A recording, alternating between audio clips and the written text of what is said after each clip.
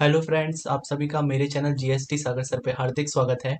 तो आज हम बात करेंगे क्लास 10th के साइंस चैप्टर 1 जो कि हमारा है केमिकल रिएक्शंस एंड इक्वेशंस। ठीक है दोस्तों, चलिए इसको स्टार्ट करते हैं। तो सबसे पहले हमारा केमिकल रिएक्शंस। तो केमिकल रिएक्शंस क्या होती हैं? Chemical reactions are the processes in which new substances with new properties are form. यानी कि जिसमें new substance with new properties are formed हो, वही हमारी क्या होती है? Chemical reactions. ऐसा प्रोसेस जिसमें न्यू सब्सटेंस और न्यू प्रॉपर्टीज फॉर्म्ड हो। और क्या होता है? Only rearrangement of atoms takes place in a chemical reaction. सिर्फ रीअरेंजमेंट होता है एटम्स का। तो चलिए अब हम आगे चलते हैं, देखते हैं कुछ examples of chemical reactions occurring in our daily life. Daily life में कौन कौन से हमारे केमिकल रिएक्शंस अकर्ड होते हैं? तो पहला देखिए, हमारा पहला है formation of curd from milk. ठीक है, दूध से दही बनाने का प्रोसेस हमारा, उसमें भी क्या हो रहा है? केमिकल रिएक्शंस हो रही हैं। दूसरा हमारा है कुकिंग ऑफ फूड। और तीसरा हमारा है rusting of iron when left expose to humid atmosphere. यानी कि नमी वाले एटमॉस्फेयर में जब हम आयरन को रख देते हैं तो उसमें ना जंक लग जाता है। तो उसी से हमारा क्या होता है? Rusting of iron. ये भी केमिकल रिएक्शंस है। तो चलिए दोस्तों नेक्स्ट चलते हैं। नेक्स्ट हमारा है एक रिएक्टेंट्स और एक है हमारा प्रोडक्ट्स।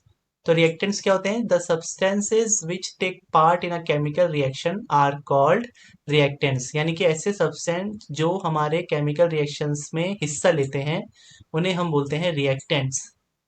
और हमारे प्रोडक्ट्स क्या होते हैं? The new substance produced as a result of chemical reaction are called products.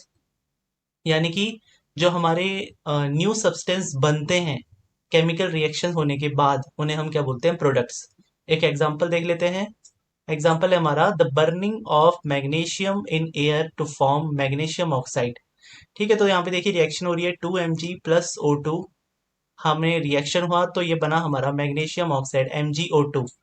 तो देखिए दोस्तों, ये जो लेफ्ट साइड में है ये हमारा रिएक्टेंट है। रिएक्टेंट यानी कि किस किस ने हिस्सा लिया इस रिएक्शन में? एक तो हमारा हिस्सा लिया मैग्नीशियम ने और एक हमारा हिस्सा लिया ऑक्सीजन ने। और हमारा फाइनल क्या बना? हमारा फाइनल बना MgO2। यानी कि ये हमारा न्यू सब्सटेंस है, तो यानी कि ये हमारा प्रोडक्ट है। ठीक है दोस्तों, तो ये हमेशा याद रखना, एरो के लेफ्ट हैंड साइड हमारा प्रोडक्ट, ओ सॉरी, रिएक्टेंट होता है। और रिएक्शन के राइट हैंड साइड हमारा प्रोडक्ट होता है। रिएक्टेंट हमेशा हम प्लस के साइन से दिखाएंगे। और अगर हमारा एक से ज़्यादा हमारा अगर प्रोडक्ट आया तो उसको भी हम प्लस के साइन से दिखाएंगे। ठीक है दोस्तों, तो चलिए नेक्स्ट चलते हैं। नेक्स्ट है हमारा कैरेक्टरिस्टिक्स ऑफ केमिकल रिएक्शंस। तो 5 इंपॉर्टेंट कैरेक्टरिस्टिक्स होती हैं केमिकल रिएक्शंस की। पहला हमारा है इवोल्यूशन ऑफ गैस। गैस। उसके बाद है दूसरा फॉर्मेशन ऑफ प्रेसिपिटेट। तीसरा है कलर इन चेंज और चेंज इन टेम्परेचर। फिफ्थ है हमारा चेंज इन स्टेट। एक एक करके देख लेते हैं दोस्तों इनको। तो पहला हमारा इवोल्यूशन ऑफ गैस। तो some chemical reactions are characterised by the evolution of gas. एक एग्जांपल लेते हैं इसमें, जैसे कि when zinc granules react with dilute sulfuric acid, then bubbles of hydrogen gas are produced। यानी कि ग्रेनुल्स क्या होते हैं? सॉलिड पार्टिकल्स होते हैं। एक जैसे कि हमने जिंक के ग्रेनुल्स ये, जैसे कि हम यहाँ देख सकते हैं दोस्तों, ये वाला जो है हमारा जिंक ग्रेनुल्स है। और ये हमने रिएक्ट कराया डाइल्यूट सल्फ्यूरिक एसिड के साथ। तो इस फ्लैक्स में जो है हमारा ये जो ये भरा हुआ है ये हमारा डाइल्यूट सल्फ्यूरिक एसिड है। ठीक है, तो हमने जो दोनों को मिक्स किया तो हमें क्या देखने को मिला? बबल्स। बबल्स देखने को मिले हमें किसके? हाइड्रोजन गैस के। तो देखिए छोटे छोटे छोटे छोटे ये बबल है ना, ये जो छोटे छोटे बबल हैं यही हमारे हाइड्रोजन गैस के बबल हैं। तो यही क्या हो रहा है? हमारा इवोल्यूशन ऑफ गैस। तो चलते हैं दोस्तों नेक्स्ट पे। नेक्स्ट है हमारा फॉर्मेशन ऑफ प्रेसिपिटेट। तो ये प्रेसिपिटेट क्या होता है पहले मैं आपको ये बता देता हूँ। प्रेसिपिटेट हमारा होता है, it is the insoluble solid which settles down after the completion of the chemical reaction। यानी कि एक insoluble solid होता है ये, जो कि हमारा नीचे बैठ जाता है, settle down, जब हमारी केमिकल रिएक्शन क्या हो जाती है? कंप्लीट हो जाती है। तो एक insoluble, ये घुलता नहीं है, नीचे बैठ जाता है केमिकल रिएक्शन के दौरान। और यही हमारा क्या होता है? प्रेसिपिटेट। और जिस रिएक्शन में हमें प्रेसिपिटेट देखने को मिलता है उसे हम क्या बोलते हैं? Precipitate reaction. ठीक है दोस्तों, अब इसका देख लेते हैं हम example. For example, when potassium iodide solution is added to a solution of lead nitrate, यानी कि जब हमने पोटेशियम आयोडाइड का सॉल्यूशन ऐड किया किसके सॉल्यूशन में, लेड नाइट्रेट के, तो हमें क्या देखने को मिला कि येलो कलर का precipitate of iodide, lead iodide जो है वहां पे बन चुका था, यानी कि जो येलो प्रेसिपिटेट था वो हमारा नीचे बैठ गया था। ठीक है, तो ये कलर इसका कोई से भाई हो सकता है according to the reactions. Next चलते हैं दोस्तों। नेक्स्ट हमारा चेंज इन कलर। तो some chemical reactions are characterised by a change in colour. तो चेंज इन कलर भी होता है दोस्तों किसी किसी रिएक्शन में। एक एग्जांपल हम देख लेते हैं। जब हम सल्फर डाइऑक्साइड गैस को पास करवाते हैं through acidified potassium dichromate solution.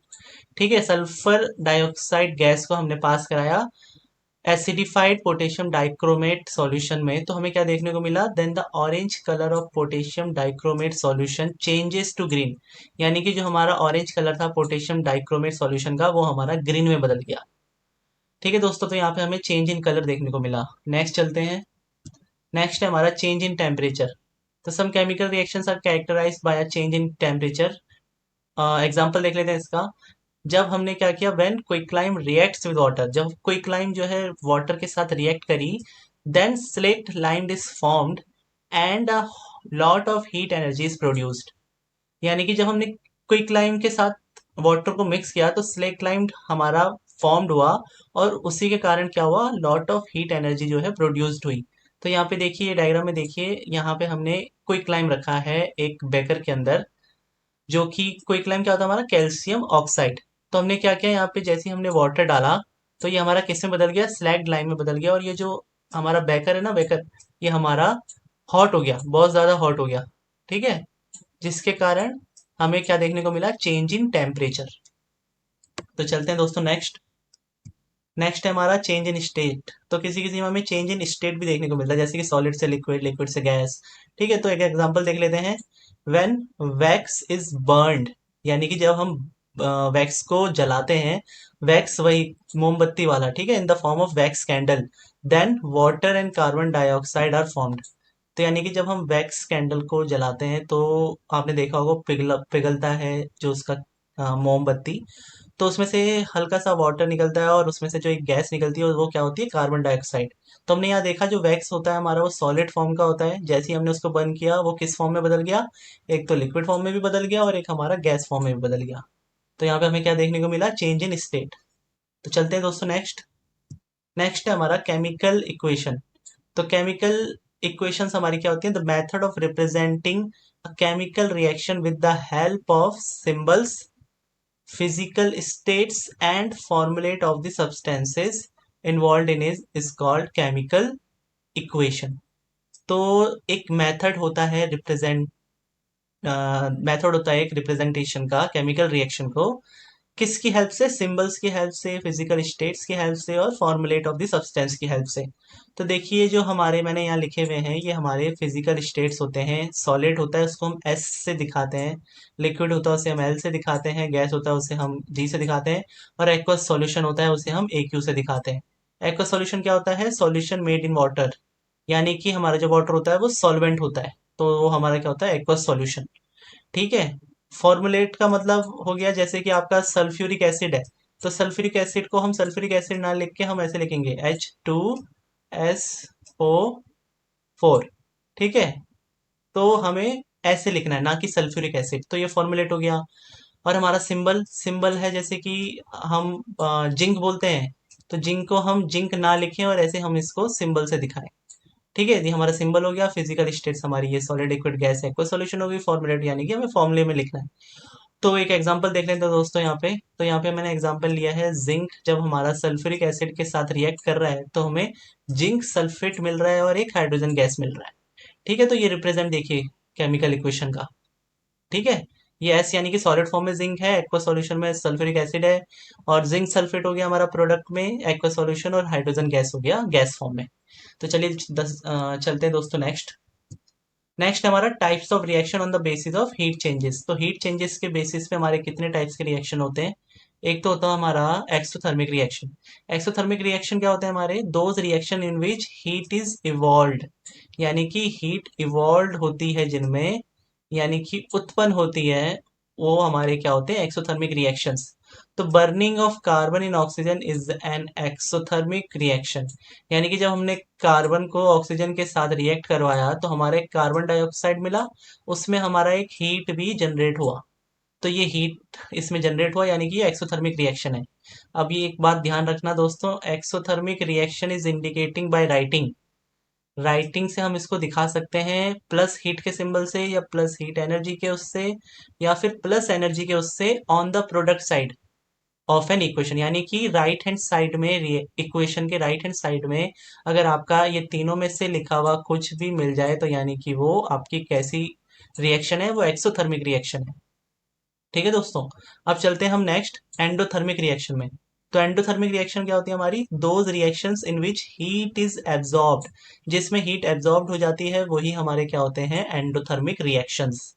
तो इसमें एग्जांपल लिया मैंने, N2 नाइट्रोजन और ऑक्सीजन को जब हमने मिक्स किया, उसमें हमने एक हीट भी मिलाया, तो वो जो हमारा प्रोडक्ट बना वो कैसे बना, 2NO गैस की फॉर्म में। तो यहाँ पे क्या हुआ, हीट एब्जॉर्ब कर ली, 2NO ने हीट एब्जॉर्ब कर ली। तो इसमें भी एक चीज याद रखना, इसमें भी सेम है, प्लस हीट एनर्जी और जस्ट प्लस एनर्जी, ये कहाँ होनी चाहिए, reactant side of an equation, यानी कि लेफ्ट हैंड साइड में अगर आपको इन तीनों में से कुछ भी मिल जाए तो यानी कि वो एंडोथर्मिक रिएक्शन है। देखिए यहाँ पे हीट रिएक्टेंट साइड में है और यहाँ पे हीट हमारा प्रोडक्ट साइड में है, तो प्रोडक्ट साइड में एक्सोथर्मिक और रिएक्टेंट साइड में हमारा एंडोथर्मिक। तो चलते हैं दोस्तों नेक्स्ट। नेक्स्ट है हमारा केमिकल इक्वेशंस, यानी कि दो टाइप्स की हैं, balance chemical equation, unbalance chemical equation. तो बैलेंस क्या होती है हमारी, balance chemical equation has N equal number of atoms of different elements in the reactant and products, यानी कि रिएक्टेंट में भी और प्रोडक्ट में भी हमारे सेम नंबर ऑफ एटम्स होंगे ऑफ डिफरेंट एलिमेंट। देखिए यहाँ पे जिंक और जिंक दोनों के एक एक एटम है, यहाँ पे एच के दो हैं, यहाँ पे एच के दो हैं, यहाँ पे SO4 का एक है, SO4 का यहाँ पे भी एक है। तो यानी कि ये बैलेंस्ड है, दोनों साइड हमारे बराबर एटम है। अब हम बात करेंगे अनबैलेंस्ड की। तो an unbalanced chemical equation has an unequal number of atoms of one और more elements in the reactants and the products, यानी कि जहाँ पे हमारा अनइक्वल नंबर हो, यानी कि लेफ्ट साइड कुछ और नंबर हो, राइट साइड कुछ और नंबर हो, तो वहां पे हमारा क्या होता है, वो अनबैलेंस्ड केमिकल इक्वेशन होती है। जैसे कि यहाँ पे देखिए O2, यहाँ पे हमारा दो है O के एटम और यहाँ पे प्रोडक्ट साइड में हमारा एक ही है, तो ये बैलेंस नहीं है। ठीक है दोस्तों, तो ये एग्जांपल हमारा अनबैलेंस का था और ये बैलेंस का था। तो हमें हर इक्वेशन को, जो भी इक्वेशन होती है वो हमें बैलेंस करनी होती है। तो इसी का क्वेश्चन हम देखते हैं next. Why do we need to balance a chemical equation, हमें क्यों जरूरत पड़ती है केमिकल इक्वेशन बैलेंस करने की। तो सबसे पहली वजह तो law of conservation of mass है। तो क्या बोलता है ये law, according to this law matter can neither be created nor destroyed in a chemical reaction, यानी कि मैटर ना ही उत्पन्न किया जा सकता है और ना ही खत्म किया जा सकता है केमिकल रिएक्शन के दौरान। तो इसी वजह से हमारे क्या होना चाहिए, दोनों side equal number of atoms होनी चाहिए। ठीक है, तो ये लाइन देखिए, the number of various types of atoms in reactants must be equal to the number of same time of atoms in products. तो यानी कि जितने नंबर हमारे एटम्स के रिएक्टेंट्स में होंगे उतने ही नंबर हमारे प्रोडक्ट्स में भी होने चाहिए एटम्स के। ठीक है, एक नोट देखिए, the chemical equations are balanced to satisfy the law of conservation of mass in chemical reactions, यानी कि जो हमें केमिकल इक्वेशंस को बैलेंस करना पड़ता है to satisfy the law of conservation of mass, यानी कि इसको सेटिस्फाई करने के लिए, law of conservation of mass को सेटिस्फाई करने के लिए हमें इक्वेशंस को बैलेंस्ड करना होता है। ठीक है दोस्तों। तो अब दोस्तों बात करते हैं बैलेंसिंग ऑफ केमिकल इक्वेशंस की। तो यहाँ पे देखिए हमारा है एक Fe+H2O, और प्रोडक्ट साइड में है Fe3O4+H2। तो ये अभी इक्वेशन अनबैलेंस्ड है, कैसे, देखिए यहाँ पे Fe के एक एटम है और यहाँ पे Fe के तीन एटम है। ठीक है, अभी हमें ये बैलेंस करनी है। तो ये स्टार्ट करने से पहले मैं बता दूं आपको, ये बहुत ही ज़्यादा इम्पोर्टेंट टॉपिक है, हमें हर इक्वेशन को बैलेंस करना आना ही चाहिए दोस्तों। और मैं कुछ ऐसे स्टेप्स बताऊंगा आपको जिसके बाद आप आसानी से किसी भी केमिकल इक्वेशंस को आराम से बैलेंस कर सकते हैं। तो चलिए दोस्तों शुरू करते हैं। सबसे पहले हम देख लेंगे कि किस एलिमेंट के कितने एटम्स हैं। तो सबसे पहले हम देखते हैं Fe का। तो Fe का हम देखेंगे दोनों साइड। ठीक है, एक हम देखेंगे रिएक्टेंट साइड यानी कि लेफ्ट हैंड साइड, और एक हम देखेंगे प्रोडक्ट साइड यानी कि राइट हैंड साइड। तो रिएक्टेंट में देखिए 1 है और हमारा प्रोडक्ट में 3 है। ठीक है, ऐसे ही हम हाइड्रोजन का देख लेंगे। हाइड्रोजन का हमारा रिएक्टेंट साइड में 2 है और प्रोडक्ट में हमारा 2 है। तो ऐसे ही हम ओ का भी देख लेते हैं। ओ का हमारा लेफ्ट हैंड साइड यानी कि रिएक्टेंट में 1 है और राइट हैंड साइड 4 है। ठीक है, तो अब हम क्या करेंगे, अब देखेंगे हम पहला वाला मैच करेंगे। पहला वाला 3 का मैं तो 3 से मल्टीप्लाई करा दिया, दूसरा वाला मैच है, तीसरा वाला में हमने 4 से मल्टीप्लाई करा दिया। क्यों? क्योंकि दोनों साइड हमें इक्वल करनी है। ठीक है, तो अब हम देखते हैं, रिएक्शन लिखते हैं। तो क्या हो जाएगा, जब 3 का मल्टीप्लाई कराएंगे तो 3Fe प्लस और यहाँ पे हो जाएगा हमारा H2O। H2O यानी कि ये हमारा ब्रैकेट है पूरा है, तो इसलिए हम इसे 4 से मल्टीप्लाई करेंगे। क्यों? क्योंकि हमारा देखिए यहाँ पे O जो था वो हमारा 1 था। ठीक है, तो अब देखिए राइट हैंड साइड तो हमने कुछ चेंज नहीं किया, तो सेम लिख देंगे Fe3O4 प्लस H2। क्योंकि हमने देखिए रिएक्टेंट साइड में एक 3 चेंज किया, 3 से मल्टीप्लाई करा Fe को, और प्रोडक्ट को सॉरी O को मल्टीप्लाई कराया 4 से। तो अब ऐसे ही हम, अभी भी बैलेंस नहीं हुई है ये इक्वेशन, तो हम एक स्टेप 1 है। अभी हम स्टेप 2 करेंगे दोस्तों। सेम स्टेप करेंगे। अब देखेंगे कौन किसका कितना एटम है दोनों साइड। पहले Fe का देखते हैं। तो Fe का देखिए दोस्तों, हमारा लेफ्ट साइड रिएक्टर में यानी कि 3 एटम हो चुके हैं। 3 एटम हो चुके हैं ना, तो इन्हीं 3 को हम लिख लेते हैं। और प्रोडक्ट में देखिए, प्रोडक्ट में भी 3 है। अब हम H का देखते हैं, तो H हमारा 2 × 4 हो गया अब, तो 8। और राइट हैंड साइड में हमारा 2 ही है सिर्फ। और O को देखते हैं, O हमारा 4 × 1 यानी कि सिर्फ हमारा O 4 है, और राइट हैंड साइड में भी 4 है। तो अब देखिए इस दो बैलेंस है सिर्फ H छोड़ के, तो इसलिए हमने H में प्रोडक्ट साइड में 4 से मल्टीप्लाई करा दिया। ठीक है, तो अब चलते हैं, इसको लिखते हैं इक्वेशन को दोबारा। 3Fe plus 4H2O arrow Fe3O4 हम लिखेंगे। और हम देखें यहाँ दोस्तों कि जो हमारा H है वो हमारा प्रोडक्ट साइड में 4 से मल्टीप्लाई होगा, तो इसलिए हम क्या करेंगे यहाँ पे 4H2। ठीक है, तो अब देखिए, अब दोस्तों ये इक्वेशन हमारी बैलेंस हो गई है ना। 3 Fe के भी 3 है, H के 8 हैं, और यहाँ पे भी H के 8 हैं, O के 4 हैं और O के 4 हैं। तो यानी कि रिएक्टेंट में जितने एलिमेंट्स के एटम हैं उतने ही हमारे प्रोडक्ट साइड में। तो ये हमारी कौन सी इक्वेशन हो गई, ये हमारी बैलेंस्ड इक्वेशन हो गई है। ठीक है दोस्तों, तो देखिए हमेशा आपको ऐसे ही करना है। पहला स्टेप, दूसरा स्टेप। पहले स्टेप में पहले लिख देना है कि किसके कितने हैं, उसको फिर सबको अरेंज कर देना है इक्वल। फिर दूसरा लिखना है कि किसके कितने हैं, अगर नहीं हुआ तो हमें दोबारा करना है। ठीक है दोस्तों, तो ये बहुत ही इम्पॉर्टेंट है बैलेंस्ड करना हमें किसी भी इक्वेशन को, और ये हमें आना ही चाहिए दोस्तों हमेशा। अगर हमें यहाँ पे भी बैलेंस नहीं होती ना, तो हम तीसरा स्टेप करते हैं यहाँ पे। ठीक है, लेकिन हमारा यहाँ यहीं पे दूसरे स्टेप में बैलेंस हो गई थी, तो इसलिए हमने छोड़ दिया। तो अब हम बात करेंगे दोस्तों टाइप्स ऑफ केमिकल रिएक्शंस की। ठीक है, तो सबसे पहला टाइप्स है हमारा कॉम्बिनेशन रिएक्शंस, दूसरा है हमारा डिकम्पोजिशन, तीसरा है डिस्प्लेसमेंट, चौथा है डबल डिस्प्लेसमेंट और पांचवा है ऑक्सीडेशन एंड रिडक्शन रिएक्शंस। तो चलिए एक एक करके देखते हैं सबको। तो पहला है हमारा कॉम्बिनेशन रिएक्शंस। तो ये क्या होते हैं दोस्तों, the reactions in which two or more substances combine to form a single substance are called combination reactions। यानी कि दो या दो से ज्यादा सब्सटेंस जो हमारे कंबाइन होते हैं रिएक्टेंट साइड में, जो कि हमारा एक सिंगल सब्सटेंस बनाते हैं प्रोडक्ट साइड में, वो हमारे कैसे होते हैं, कॉम्बिनेशन रिएक्शन। यहाँ मैंने एग्जांपल दिया है, देखिए एक A plus B arrow A B, यानी कि हमें रिएक्टेंस में दो लिए हमने ए और बी, और जो कि हमारा प्रोडक्ट बन गया एक ही।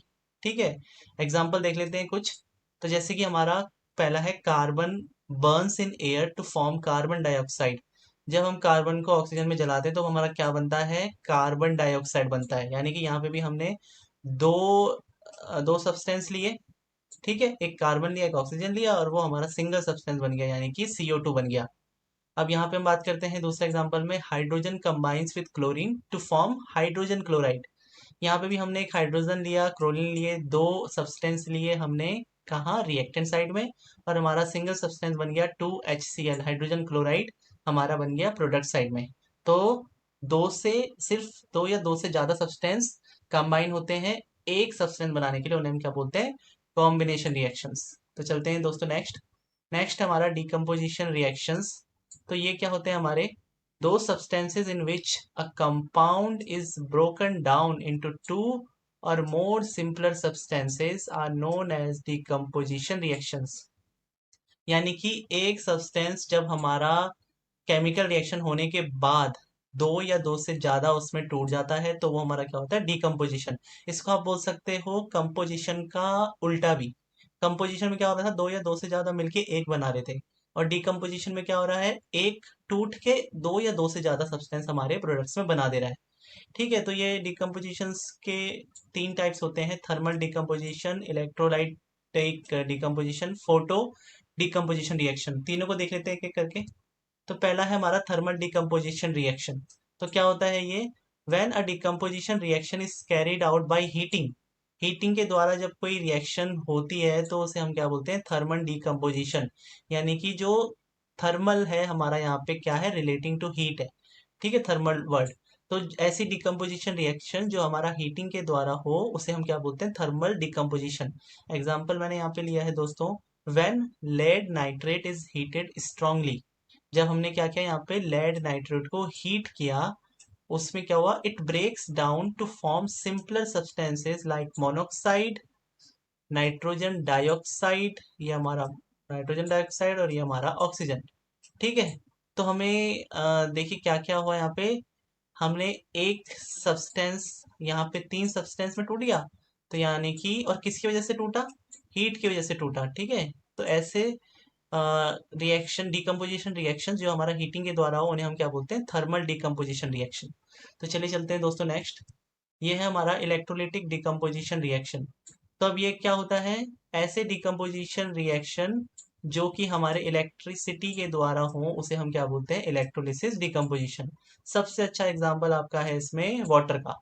वाटर को हमने इलेक्ट्रिसिटी दिया और वहां पे क्या हुआ, हमारे एक हाइड्रोजन टूट गया और एक ऑक्सीजन टूट गया।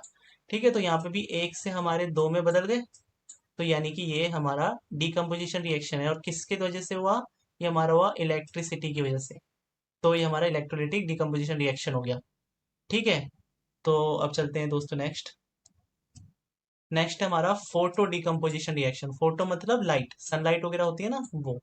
ठीक है, तो when decomposition reaction is carried out by light energy, light energy के द्वारा जब डिकम्पोजिशन रिएक्शन हो तो उसे हम क्या बोलते हैं, डी फोटो डिकम्पोजिशन। एग्जाम्पल ले लेते हैं, देखिए जब हमारा silver chloride is expose to light, जब हमारा सिल्वर क्लोराइड हम लाइट में रखते हैं तो वो डिकम्पोज हो जाता है सिल्वर मेटल और क्लोरीन गैस में। ठीक है, तो यहाँ पे हमने AgCl यानी कि सिल्वर क्लोराइड लिया और उसको हमने लाइट के कांटेक्ट में लाए, एक्सपोज किया, तो वहां पे हमें दो सब्सटेंस देखने को मिले, यानी कि एक सिल्वर मेटल अलग हो गया और क्लोरीन गैस हमारी अलग हो गई। यहाँ पे भी एक से दो में बदला, तो डिकम्पोजिशन रिएक्शन, और किसके द्वारा बदला, लाइट के द्वारा बदला। ठीक है, तो यानी कि लाइट के द्वारा बदला, तो हमारा ये फोटो डिकम्पोजिशन रिएक्शन हो गया। तो चलिए चलते हैं दोस्तों नेक्स्ट। नेक्स्ट है हमारा डिस्प्लेसमेंट रिएक्शन। तो डिस्प्लेसमेंट रिएक्शंस क्या होते हैं, those reactions in which one element more reactive takes the place of another element less reactive in a compound are known as displacement reaction। यानी कि जब एक एलिमेंट दूसरे एलिमेंट की जगह ले ले किसी कंपाउंड में तो वो कैसी होती है, डिस्प्लेसमेंट रिएक्शन होती है। अब वो एलिमेंट कैसा होना चाहिए, मोर रिएक्टिव एलिमेंट हमेशा हमारे लेस रिएक्टिव एलिमेंट को रिप्लेस करता है। एक एग्जांपल देख लेते हैं, हमारा है एक CuSO4 Fe+Fe, हमारा क्या देता है, FeSO4+Cu। तो क्या हुआ, हमने एक टेस्ट ट्यूब ली जिसमें हमने यहाँ पे आयरन नेल रखा, ये हमारा आयरन नेल है, और ये हमारा ये जो पानी दिख रहा है आपको इसके अंदर, ये हमारा blue solution of copper sulphate है। ठीक है, ब्लू कलर का होता है ये कॉपर सल्फेट। ये हमने जो ये कॉपर सल्फेट लिया है, और आयरन हमने लिया है Fe। ठीक है, तो हमने उसको छोड़ दिया कुछ देर के लिए। तो वहां पे क्या हुआ हमारा, कुछ देर बाद देखेंगे हम, तो वो जो आयरन है हमारा, वो हमारा किस तरह का हो गया, रेड ब्राउन लेयर चढ़ गई उस पे। ठीक है, कॉपर ऑफ कॉपर मेटल की। और जो हमारा पानी था वो कैसे रंग का हो गया, light green solution of iron sulphate, green colour का हो गया। अब यहाँ पे क्या हुआ, हमारा कॉपर जो था वो जो हमारा सॉरी आयरन था, वो हमारा कॉपर से ज्यादा रिएक्टिव था। तो उसने क्या किया, आयरन आयरन से सल्फेट खींच लिया और कॉपर को अलग कर दिया।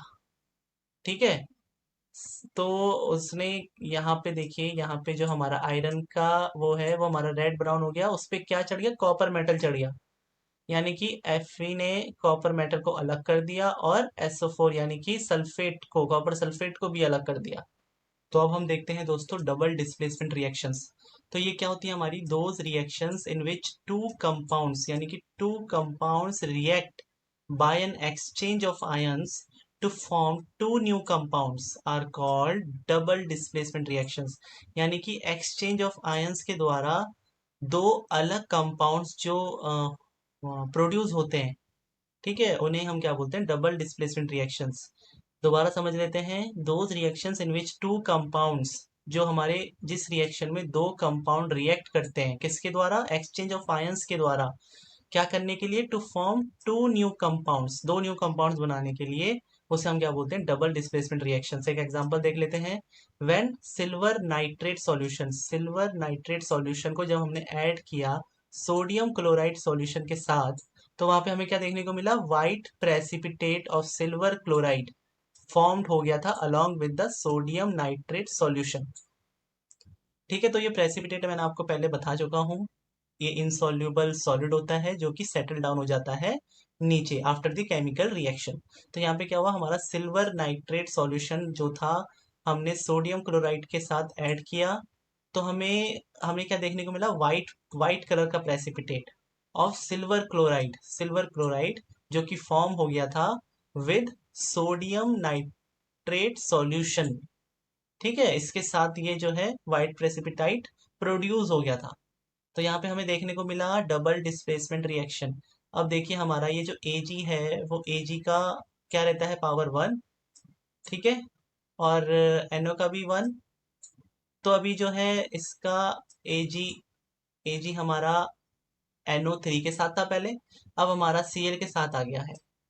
ठीक है, ये हमारा -1 होता है Cl, और Ag हमारा प्लस होता है। ठीक है, और ऐसे ही हमारा Na जो होता है +1 होता है, और Cl हमारा -1 होता है।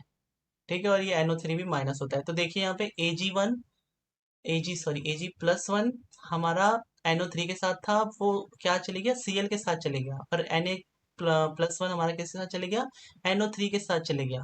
तो यानी कि यहाँ पे एक कंपाउंड और दो कंपाउंड, इन्होंने क्या किए, एक्सचेंज ऑफ आयंस किए, और वो हमारा प्रोडक्ट में जाके दो नए कंपाउंड प्रोड्यूस कर गया। यही हमारा क्या होता है, डबल डिस्प्लेसमेंट रिएक्शन। चलते हैं दोस्तों नेक्स्ट। फिफ्थ है हमारा ऑक्सीडेशन एंड रिडक्शन रिएक्शंस। तो ऑक्सीडेशन क्या होता है हमारा, the addition of oxygen to a substance is called oxidation. किसी भी सब्सटेंस में ऑक्सीजन को अगर हम ऐड कर दें तो वहां पे ऑक्सीडेशन हो जाएगा। या फिर removal of hydrogen from a substance is called oxidation. या तो हम एडिशन कर दें ऑक्सीजन का सब्सटेंस में, वहां पे ऑक्सीडेशन होगा, या तो हम हाइड्रोजन का रिमूवल कर दें सब्सटेंस में, तो वहां पे ऑक्सीडेशन देखने को मिलेगा।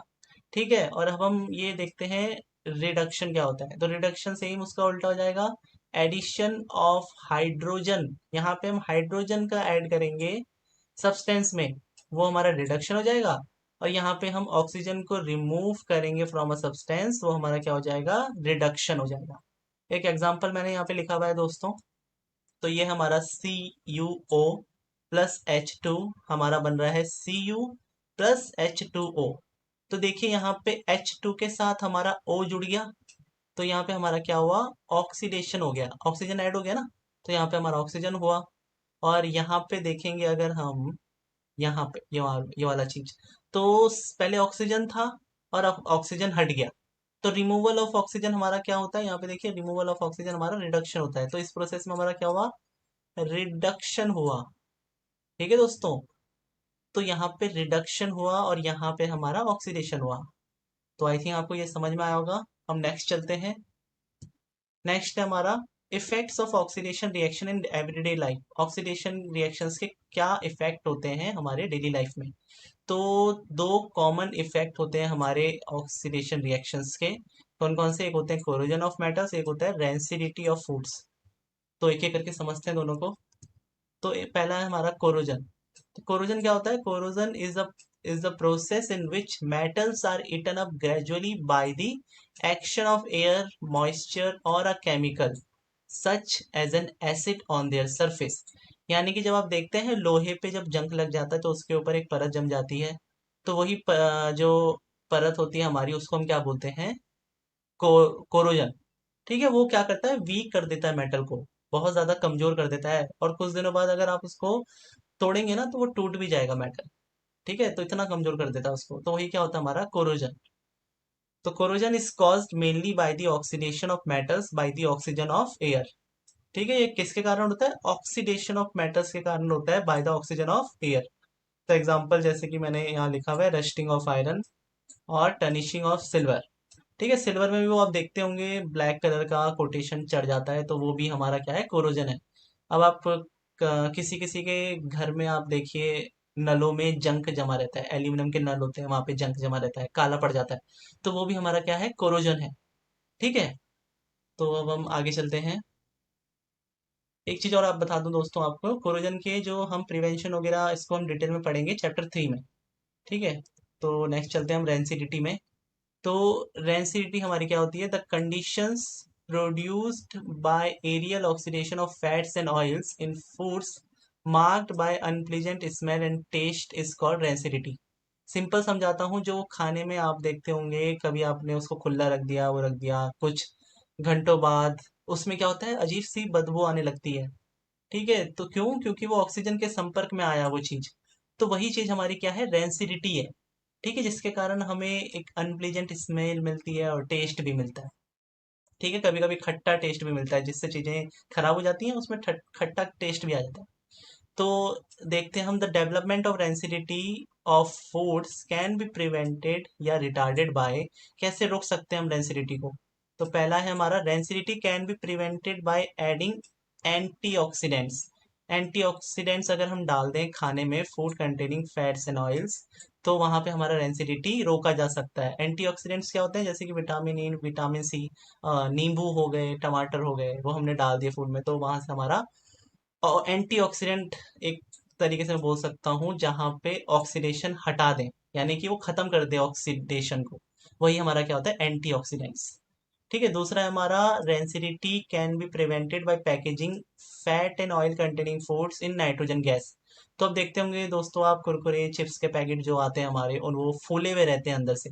क्यों फूले हुए रहते हैं, क्योंकि उनमें नाइट्रोजन गैस होती है, जो कि हमारा प्रिवेंट करती है रेंसिडिटी से। अगर वहाँ नाइट्रोजन गैस नहीं होगी ना, तो जब आप उसे खोलेंगे चिप्स के पैकेट को, तो बहुत गंदी बदबू आएगी, आप खा भी नहीं पाएंगे उसको। तो इसलिए वहाँ पे नाइट्रोजन गैस भरी जाती है, ताकि वो रेंसिडिटी को प्रिवेंट कर सके और वो फ्रेश रहे फूड। तीसरा है हमारा, rancidity can be retarded by keeping food in refrigerator. अगर हम फ्रिज में रख देते हैं फूड को, तो वहाँ वो रेंसिडिटी से प्रिवेंट करता है। चौथा हमारा है, rancidity can be retarded bye storing food in air tight containers. अब हमने एयर टाइट, यानी कि जो ढक्कन कस के लग जाए चारों तरफ से, उसमें अगर हमने फूड स्टोर कर रखा है, तो वो भी ऑक्सीडेशन से बचाता है, रेंसिडिटी से बचाता है। तो लास्ट है हमारा, rancidity can be retarded bye storing foods away from light. ठीक है, लाइट से भी अगर हम दूर रखें, यानी कि धूप वगैरह से हम अगर धूप दूर रखें, तो वहां पे भी हमारा वो क्या करेगा, रेंसिडिटी से प्रिवेंट करेगा उस चीज को। ठीक है दोस्तों, तो दोस्तों ये था हमारा क्लास 10th का science chapter 1, chemical reactions and equations. आशा करता हूँ कि आप सबको अच्छे से ये चैप्टर समझ में आया होगा। और अगर आपको ये चैप्टर समझ में आया और ये वीडियो अगर अच्छा लगा, तो इसको लाइक, शेयर और कमेंट जरूर कीजिएगा। और हाँ दोस्तों, मेरे चैनल को सब्सक्राइब करना ना भूलें। राइट साइड में जो बेल आइकन है उसको प्रेस करिए, ताकि मेरे वीडियो सबसे पहले आपको मिल सके। थैंक यू दोस्तों, मिलते हैं नेक्स्ट वीडियो में नेक्स्ट चैप्टर के साथ। बाय।